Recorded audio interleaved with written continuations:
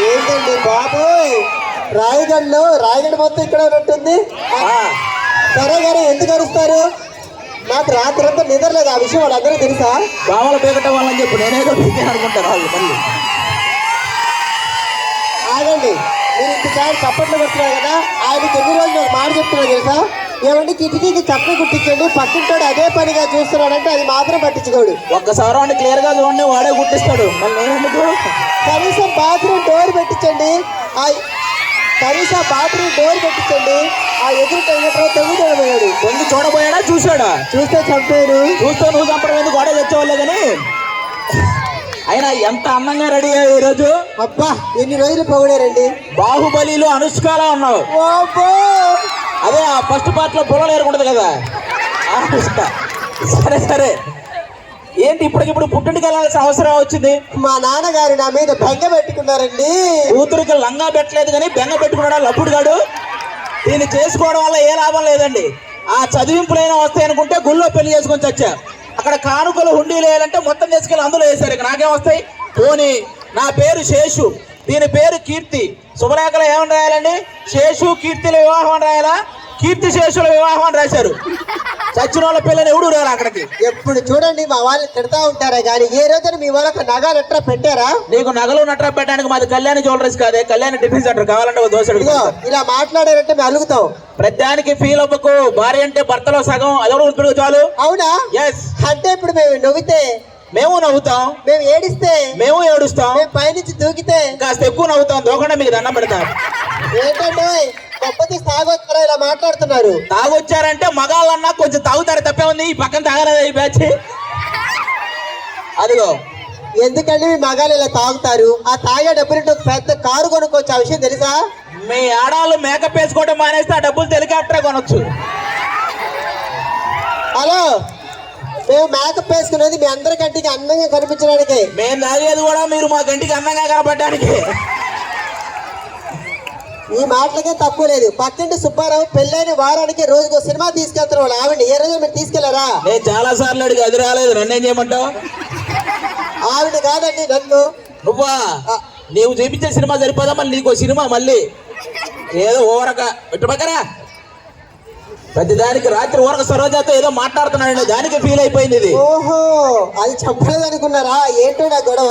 గొడవ ఏముంది? ఇప్పుడు మనం పొద్దున్నే టిఫిన్ చేసే టైంకి ఎవరైనా ఇంటికి వస్తే ఏమంటాం? టిఫిన్ చేద్దు రండి అంటాము. మధ్యాహ్నం భోజనం చేసే టైంకి వస్తే భోజనం చేద్దు రండి అంటాము. అది రాత్రి పడుకునే టైంకి వచ్చింది, రండి అన్నాను.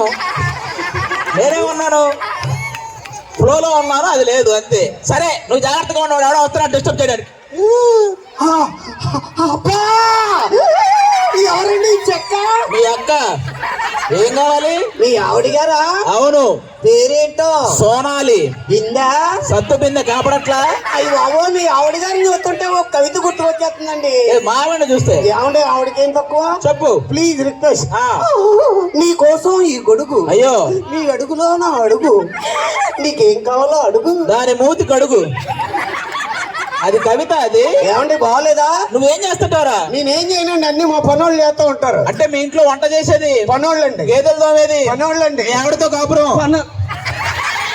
మొత్తం పనోళ్ళే. మనం మీకే నేనేం తెలివి తక్కువ ఉన్నాం కదండి. ఏది అంత తెలివైనడు? ఆహా, తెలివైన. మనం ఈ రాయగడ రోడ్డు మీద నడుచుకుంటే వెళ్తున్నావురా. వెళ్తున్నాం. ఒక 500 రూపాయల నోటు, 200 రూపాయల నోటు కనపడింది. నువ్వైతే ఏం తీసుకుంటావు? నేనేమన్నా ఎర్రపప్పున 500 రూపాయల నోటు తీసుకుంటాను. నువ్వు నిజంగా ఎర్రిపప్పువే. నేనైతే 2 తీసుకుంటారా బొగడ. ఏమండే వైజాగ్ పెళ్లి చూపులకి వెళ్తున్నానండి.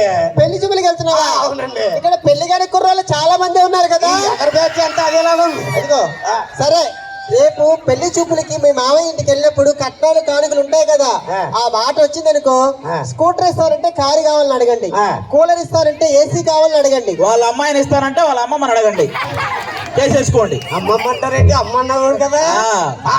ఎవడే అయ్యి బాబాయ్, ఎవండి వచ్చిన కాడి నుంచి అడుగుదాం అనుకుంటున్నానండి. ఏంటి? మీ ఆవిడ గారు తల ఏంటంటే అలా నిగనిగలాడిపోయి మొత్తం రింగులు తిరిగిపోతున్నది. ఏం వాడతారండి?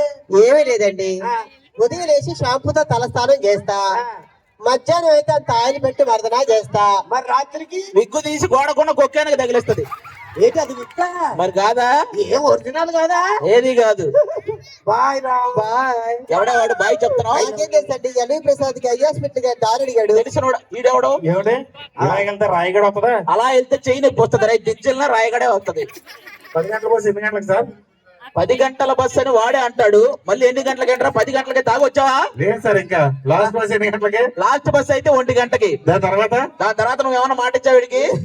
అదే లాస్ట్ బస్ రా. సరే మీతో ఎందుకు అడ్రస్ చెప్పండి. అత్తగారిల్లు రాయగడ.